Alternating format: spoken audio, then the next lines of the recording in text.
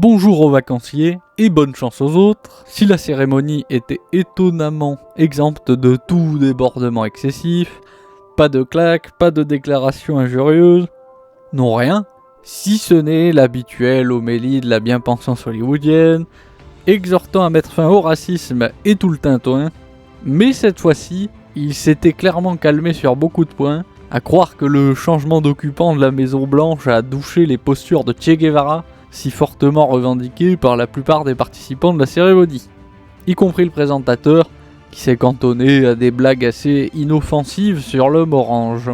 Bref, rien de nature à générer un regain d'intérêt pour cette longue séance d'autocongratulation du monde du cinéma. Dans l'époque de la popularité des caricatures et du drama scripté, le calme n'est pas en odeur de sainteté. Enfin bon, passons à ce qui vous intéresse tous. Y a-t-il eu, oui ou non, des surprises dans l'attribution des prix ? Eh bien, après la cérémonie de 2024, qui a bizarrement récompensé des films populaires, qui ne le méritaient pas forcément... Qu'est-ce qu'il y a ? Pourquoi ces hommes me regardent ? Ils me regardent, moi aussi.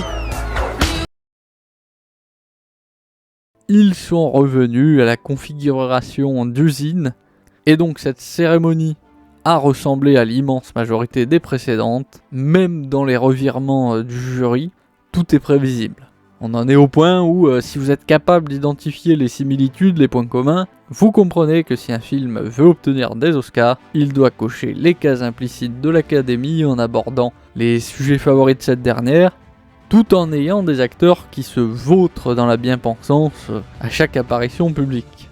Parce qu'il est très évident que personne ne veut la paix dans le monde, la fin des famines, des maladies, etc.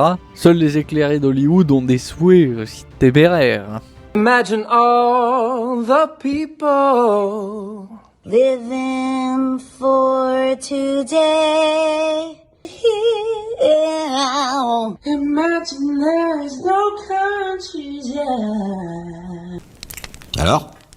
C'est de la merde. Soyez pas si catégorique non plus. C'est ça, votre spécialiste ? Allez, non, mais essayez de développer un peu. Mais y a rien à développer, c'est de la merde, c'est tout. Et en suivant cette logique, il fallait évidemment qu'Emilia Pérez et Anora se crêpent le chignon pour la première place. Et si Emilia Pérez partait avec un avantage de catégorie de poids, le sujet trans étant au sommet des préoccupations de l'Académie depuis quelques années, la situation s'est vite retournée avec la fouille de ses réseaux sociaux qui a révélé des positions non conformes avec l'idéologie du jury. Alors, ceux qui ont vu ma critique d'Emilia Pérez pourraient penser que je préfère Anora. Que nenni, puisque si Emilia Pérez est un film malsain, Anora est un film si plein à craquer de tropisme à destination du public féminin que mon hétérosexualité m'empêche d'accéder à son intérêt. Mais n'étant pas autorisé à dire précisément ce que je pense sur la question par les réseaux sociaux, je vais laisser à Durandal le soin de résumer ce que j'entends par là. Je comprends pourquoi il a marché, mais ça marche pas vraiment sur moi. La première partie du film est un peu une partie princesse, vous savez, ce genre de film où une nana obtient d'un seul coup absolument tout ce dont elle peut rêver, notamment l'argent. Ah ! Le début est un concentré de fêtes, de sexe, d'argent et de voyage. Donc c'est vraiment la fantaisie de pauvres, mais de princesse en règle générale.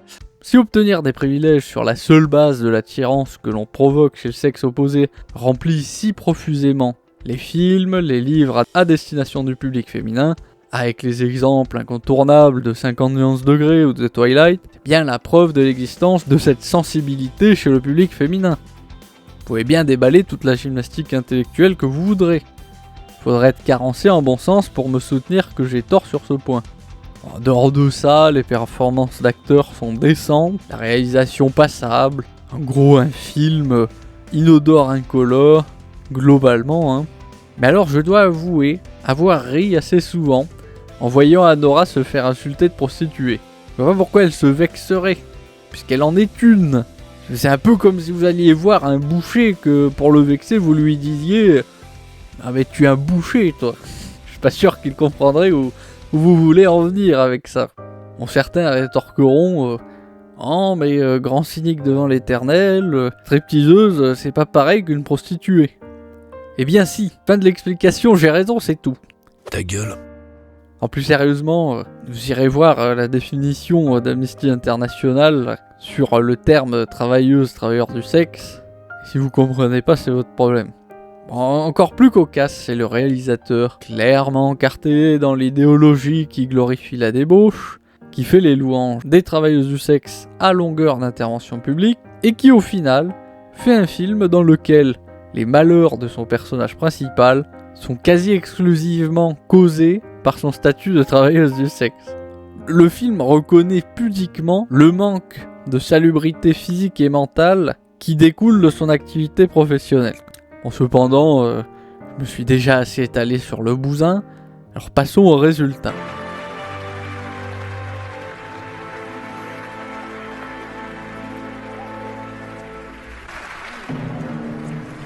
And the Oscar goes to...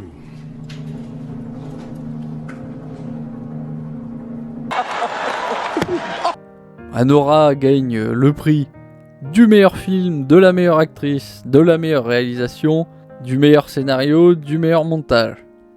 Alors qu'Emilia Pérez gagne le prix de la meilleure chanson originale et de la meilleure actrice dans un second rôle pour Zoé Saldana. L'unique note positive des récompenses, c'est Dune, deuxième partie, qui remporte le prix des meilleurs effets visuels et du meilleur son. Je suis donc plutôt jouasse de voir que Dune a remporté autant de récompenses qu'Emilia Pérez ce week-end. Je serais ambitieux, je dirais que Dune aurait dû voler la meilleure réalisation et le meilleur scénario à Anora. Mais bon, il faut être réaliste, hein, c'est les Oscars. Et pourquoi je dis meilleur scénario ? Eh bien parce que, ayant lu le livre de Frank Herbert, duquel est adapté le film de Villeneuve, il m'a paru évident, contrairement à d'autres qui n'ont pas forcément lu le livre, que vu les difficultés d'adaptation que présente l'œuvre qui est pleine de mysticisme, Villeneuve il a fait du bon boulot. Si vous jugez son travail avec bonne foi, en prenant en compte la contrainte de temps qui lui était imposée. Pour adapter parfaitement Dune, il faudrait une très longue série. En plus, je doute très fortement de l'intérêt du grand public pour l'exposer de la préscience et de la conception du déterminisme qui en découle, qui est propre à Herbert. Il paraît évident que Villeneuve il a montré ce qu'il fallait pour que son film ne trahisse pas l'esprit global de l'œuvre, mais il n'en a pas suffisamment fait un copier-coller pour éviter de perdre la moitié des spectateurs. Si vous voulez l'œuvre point par point fidèle à la pensée de Frank Herbert, lisez les livres, contentez-vous de ceci, car le format visuel il est peu adapté au sujet de Dune. Et qu'à un moment il faut arrêter de jouer les défenseurs de quelque chose qui n'a plus vraiment de rapport avec l'œuvre originale, à cause de la différence de médias tout simplement. Après, ne me faites pas dire ce que je n'ai pas dit. Si dans le film de Villeneuve, les Harkonnen étaient présentés comme les héros de l'histoire, ok, je hurlerai. Mais si vous voulez, Villeneuve, il a fait une bonne synthèse de ce qu'est Dune. Pas parfaite, évidemment. Mais si vous voulez avoir parfaitement ce qu'est l'essence de Dune, ce qu'est Dune, eh bien vous lisez les livres, c'est tout. J'en reviens toujours à ça. Et donc en conclusion, la seule originalité de cette cérémonie des Oscars de 2025 aura été de courageusement se calmer sur les attaques contre Trump à partir du moment que celui-ci est président des États-Unis. J'en tombe des nues. Personne n'aurait pu voir ce revirement. Bref, ce sera tout pour cette vidéo. Si ça vous a plu, mettez un pouce bleu, abonnez-vous, activez la cloche des notifications. Et je vous retrouve au gré de l'actualité.